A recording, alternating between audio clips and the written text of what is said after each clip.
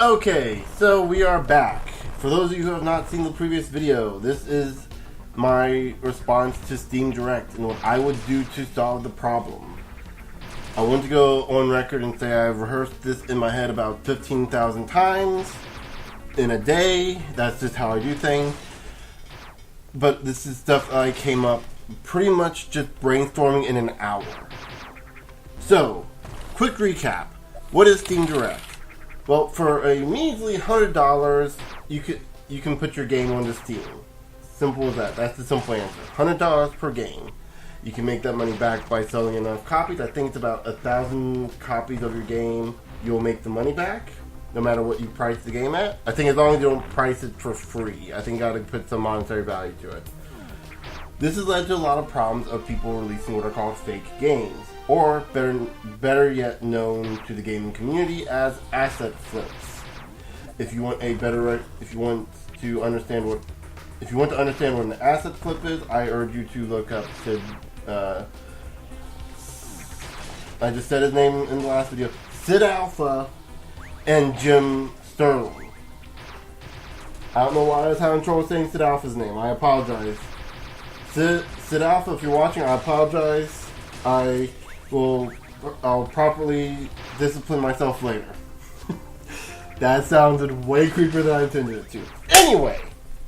Anyway, so Steam Direct is considered a massive flop in trying to solve the problem that was Steam Greenlight. Again, look at my previous video or look it up on Jim Sterling and Sid Alpha's videos. They do a much better job of explaining this stuff. Here's what I'll do to solve Steam Direct. And you don't even necessarily have to get rid of Steam Direct. So, Valve, if you are listening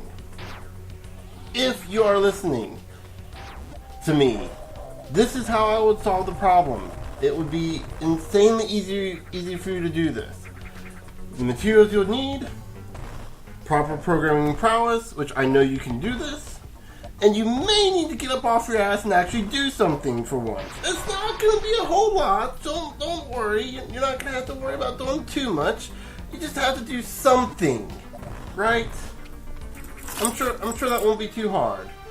You know, it's basically the same steps you'd have to do to make Half-Life 3. Just get up off your ass and do it. So, here's how I would fix Steam Direct. 1. You're on the right track with the $100 per game. The $100 recoupable fee. You're on the right track with that. That can stay. You need to have some way of showing that they're going to be for real in this. And you have to have some kind of monetary loss from that. Now, the idea may be you might want to take away the recoupable fee and just keep it a flat $100 fee to house it on your store. If their game's really that good, they'll make it back after they make a few sales. Even at a game like $10, they only have to sell like 10 copies of the game to actually make a profit, to actually meet that $100 profit.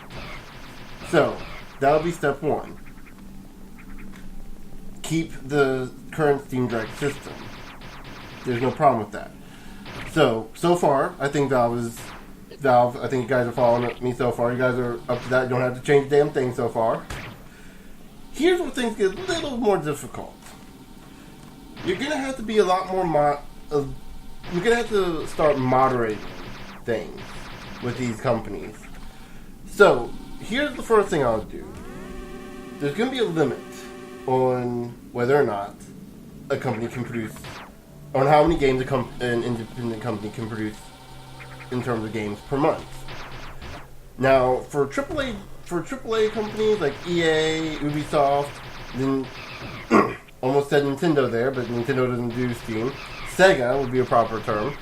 They're pretty much, they have several developing companies, so they can produce however many games they want in 1 month. They're going to produce good games. And especially when they're producing older titles, re-releasing older titles. Yeah. So here's what you're going to do with the older titles too, to kind of help get those by a little faster, is you create an algorithm, or you create a program or a catalog rather, that has like, here's all the games that have been released ever. You have a little computer program that goes through and looks at a game that gets submitted. Okay, Sega wants to release Sonic the Hedgehog 2. Okay, is Sonic the Hedgehog 2 already on Steam? Yes, it is. Okay, they don't get to re-release it a second time. Obviously, they don't need to. It's already on the market. Let's say Sonic 2 isn't on there for some reason. Okay, Sonic is on here. It's made by Sega. Sega wants to port it over to Steam. Okay. What year did it come out? Okay. Is the submitted year date? Which they probably have to do that manually anyway. Sega has to do that manually anyway. So they look at the year, they look at the game, they look at the date and all that stuff. They look at basically what they need to look at to make sure it's legit. I'm certain that's not going to be too hard to do. You can write a program to do that for you. And hell, if you don't want to make your own database, you already have one. It's called the Internet.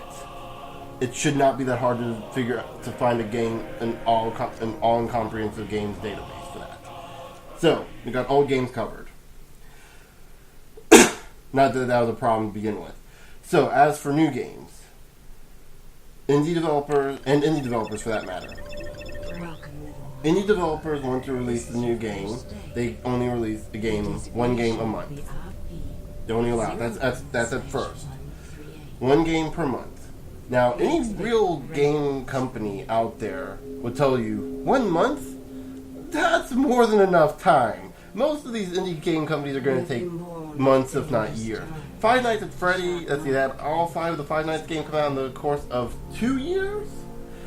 So yeah, that's more than a month between games. So that's not going to be a problem. The people that are going to be bitching and complaining are going to be the little indie companies that I can't even call them indie companies. The little cynical companies that want to produce the crappy, hey, we're going to release a 99-cent game that's actually just one level that's not even really good, and then the next day we're going to release another game that's the same exact game as before, except this time we made the character you're playing as slight horse instead of a person. An elite unit. Something truly yeah, special. There are games that are basically like that. I am not kidding. That's an actual thing. It's embarrassing how these games are. Your brothers. Anyway, so that's going to deter those people. That's going to keep the fake games out more than it's going to deter the fake games out way more than it's going to deter anyone else.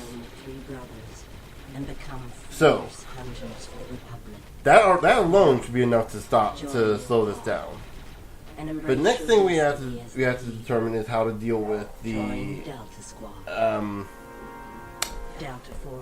less than savory people, the digital homicides, the people who are flat out censoring their critics and being just negative towards everyone in general. I use digital homicide as an example for this because they're the first one that comes to mind. But the people that flat out reject criticism and can actually be quite hostile to Steam's customer base. So a way you can solve this very easily, and again, this will require Valve to do a little bit of work. Is you submit a report function for these companies. The customers can report these people on an individual basis. And you report them. You have to explain why. You type in a little box. You know, they're producing asset slips or they're being mean to their consumers, and that will match up to various keywords and phrases when it gets submitted. And then if they get enough, and this will be on a percentage based on how many people bought their games versus how many people are reporting them. And Valve will take a look at them and go, oh, well, this is a little strange that they're doing this, that they're being reported for this, so let's kind of get someone to investigate on this and make sure these people are,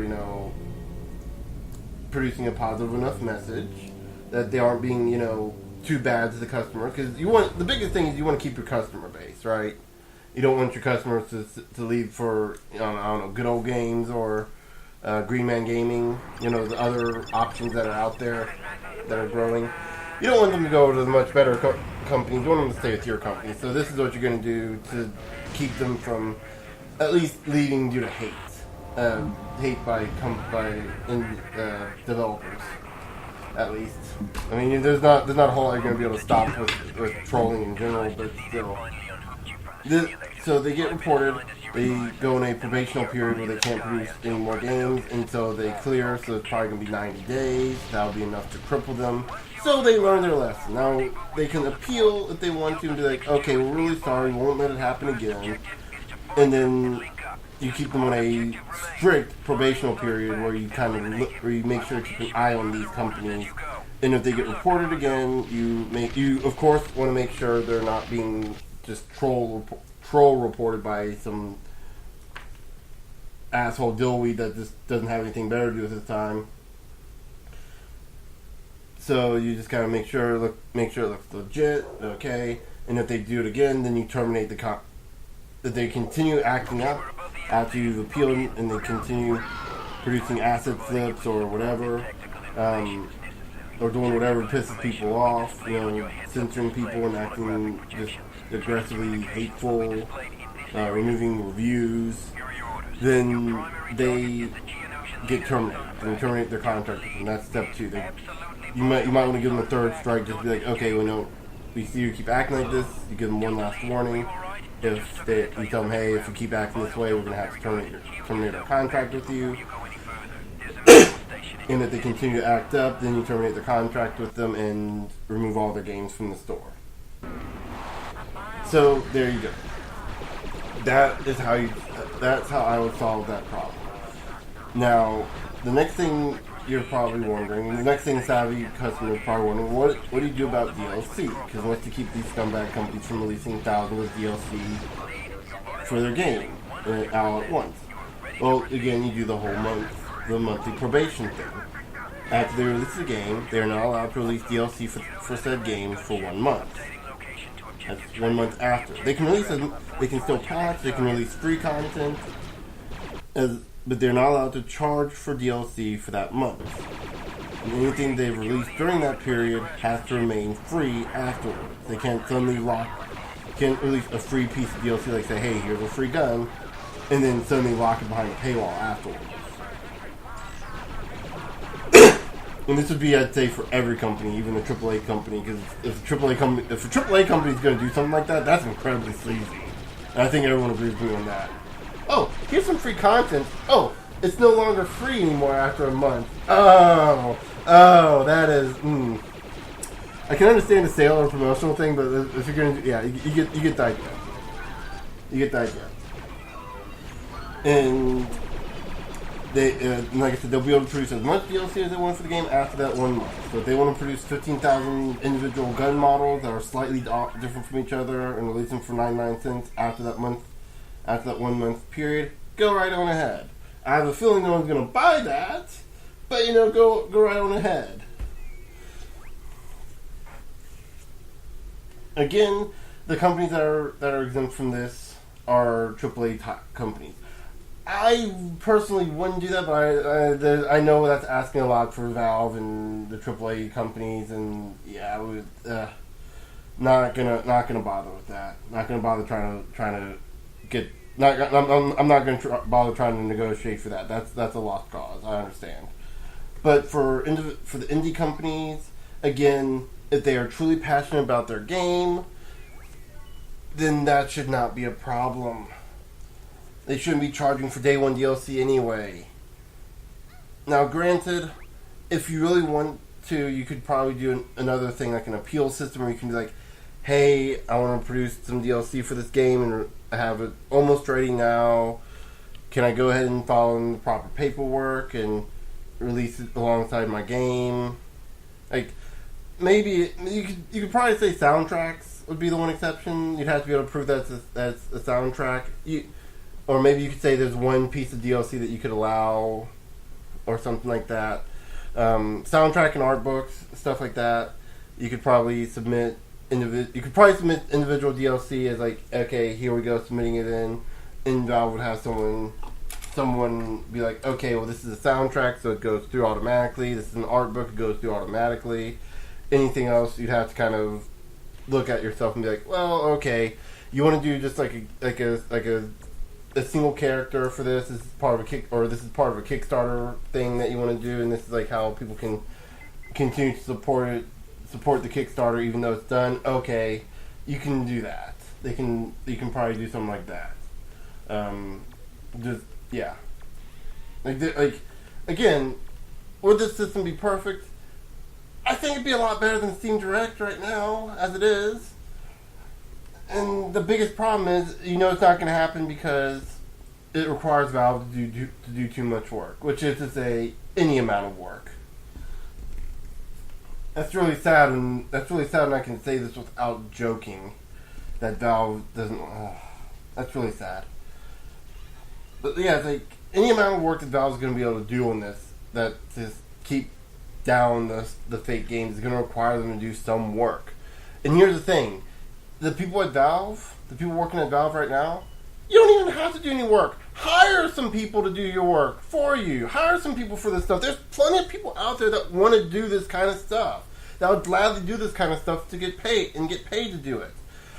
All you have to do is hire the people to do this. That's all you have to do is hire people to do this stuff, and it'll solve all your problems. It's not like Valve can't afford a few people. Probably like 10, 20 people at most for this stuff. Hire them one, pay them like $10 an hour. Pay them like $10.50 an hour, $11.50 an hour to do this stuff. It's not like it's hard. It's not like it's incredibly hard work. It'd be low income it'd be like low income bracket work, but it's people would be willing to do it. You just need to make sure they have the proper experience and people skills to run a company like this. So yeah, it wouldn't be the highest paying job in the world, but you could give them something. But yeah, again, the decision's up to Valve if they want to do this, but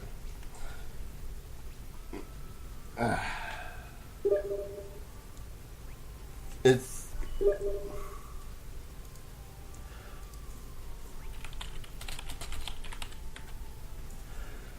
but yeah. So I gotta start wrapping up because Neela wants to play with me. So yeah, I'm at the end of this anyway. So seriously, Valve, if you're listening, I urge you, please put more effort into your storefront. I really enjoy Steam. I have 275 games, which I know that's not nowhere near as much as some other people, but I think 275 games is a lot of games.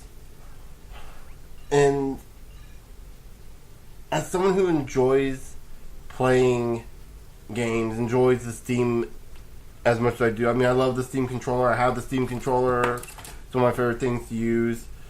I want to support you.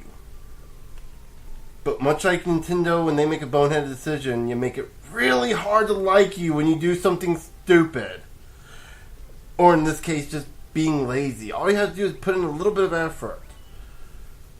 I know the way it works, like, if someone wants to do something, you gotta get enough people to work on this. I don't think this would take that many people to work on. I think a team of five people, hell, probably one person could probably make that little bot I was mentioning about looking up older games. Not that you need that, but you could probably have one or two people, maybe three people, build a system, the reporting system, and then maybe have like two or three, maybe have like a total of 6 people looking over that. And again, if you have to hire people out, if you have to do some freelance work, hiring some outside work, that's fine. That shouldn't be a problem. Like I said, at like $10 to $15 an hour, $13 an hour maybe. Yeah, $13 an hour roughly. That should be fine. You should have be able to find plenty of people that want to work for that amount of money. Doing a job as easy as that, it probably would be worth it for a lot of people. Hell, I would apply for that. I would move straight to wherever Valve is. Where is Valve actually? Valve headquarters. Bellevue, Washington. Yeah, I would move to Washington I would move all the way to the other side of the U.S. vertically, horizontally, vertically. So I would move halfway across the country just to have a job like that, and it wouldn't be paying much more than I'm already currently getting paid. I get paid $10.70 an hour for the job I work at. I would move all the way to Washington to work at Valve if they had a position like that open. I would gladly be working that for $10.50 an hour. That is not that hard of a job to do, and I would be dedicated. I can guarantee you guys I would be dedicated. Why do I feel like I'm suddenly writing my resume here? Jeez. If you need my contact information, here it is. I'll be calling in a week to see if you guys got my information. This would be the worst way to do a resume, honestly. I'm embarrassing myself so much right now. We gotta laugh in between the bad. We gotta laugh in between the horrible. But seriously, Valve, this is like you not only would you be creating a job market, a permanent job market by hiring people to do this stuff, a stable job for them. Because this would be something that you could probably do with like 6 people minimum. Get this kind of thing get this entire thing off the ground. Some people at Valve would have to do some work, getting the algorithms and all that stuff set up. But after that, you could just have people running. You could have the people running this just be like, customer service, like basically customer service people. You just hire like 6 people to work on this stuff. I don't think that'd be a problem for this. Like for this whole thing, and especially with looking through games, you could probably just hire people to look through games. Like hire 10 people to look through 100 games a day. That'd be 10 games per person. But yeah, there's many different ways you could solve this, and this is just one of them. And I hope Valve eventually gets up off their asses and starts doing something. It's doubtful, but we can all hope. And with that said, I'll see you guys later. Okay, so I forgot to mention this in the video proper, so I'm adding this in post. But the last thing Steam could do, and this really could be the only, all they need to do, really, I feel, is demonetize those stupid Steam trading cards. Just completely demonetize and make them just collectible items, and that's it. They could keep the turning them into gems or whatever that little thing is to get more cards, but just get rid of them, because that is a big reason why these companies, these little triple Z grade companies are making money, is through Steam trading cards. I just learned recently that it's actually even worse, because there are companies that have been kicked off of Steam, somehow sneaking back into Steam because of the trading card system. Again, you've heard me say this a lot. Refer to Sid Alpha and Jim Sterling. They could probably explain it better than I could. Sid Alpha especially brought this to my attention with his most recent video about a shady development company that got back into Steam after being banned for producing review botting. Review botting is what it was, where they were caught making fake reviews for their products, which is something you're not supposed to do, But yeah, so that's really the only thing that you need to do to completely discourage these guys from doing this, because then they won't see any value in selling their cheap little non-games, and yeah, they won't be able to make any real money off of them. So that way, that way they're like, oh, I'm not going to bother doing this anymore because it's not worth it. But yeah, that's all that they need to do at this point, making the rest of the video really kind of, well, probably still necessary, but yeah, this would be the biggest thing, would be just to get rid of the Steam trading cards. So yeah.